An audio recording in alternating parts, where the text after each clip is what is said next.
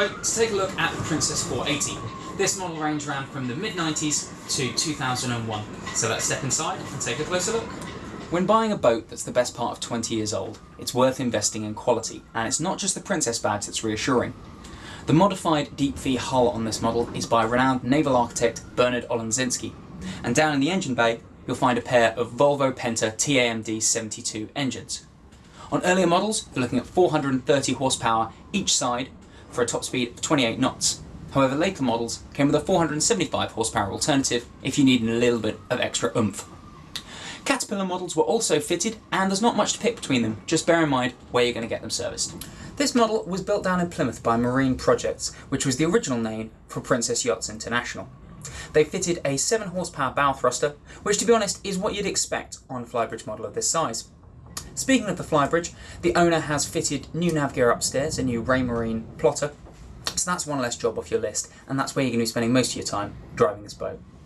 Now the layout down here prioritises living space over overnight accommodation, and that's because the original owner opted to have this lower dinette fitted down here instead of a 4th cabin.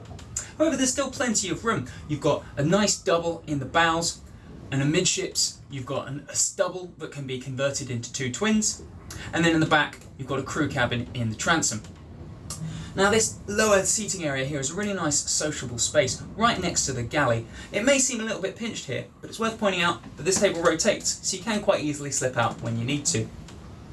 Now if you're looking to recoup some of your investment by chartering out your Princess 480, then it's worth trying to track down a model with the optional 4th cabin, which is where I'm sat here, and a couple of those are on sale in the Med.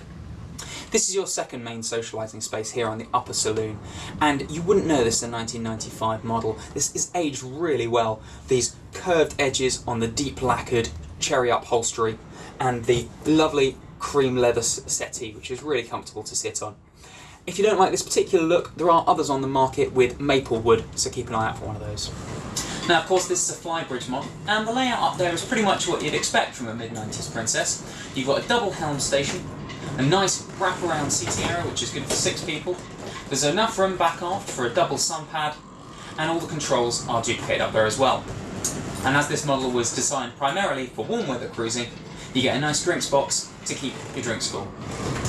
Back in the cockpit and the transom, there's a couple of tricks up its sleeve as well. The Princess 480 came with a hot and cold transom shower, which is quite handy for hosing off the salt so that you don't need to traipse wet feet all the way through to the main heads compartment after you've had a swim.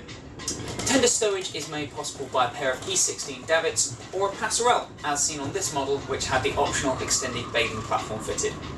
So there you have it, that's our roundup of the Princess 480. This is a 1996 model that's on the market through Princess Motor Yacht sales. These cost around about £350,000 when new, and are running at about 3% depreciation rate, so you can expect to pick one up for around about £150,000. To read our full report, pick up the August edition of Motor Boat Yachting.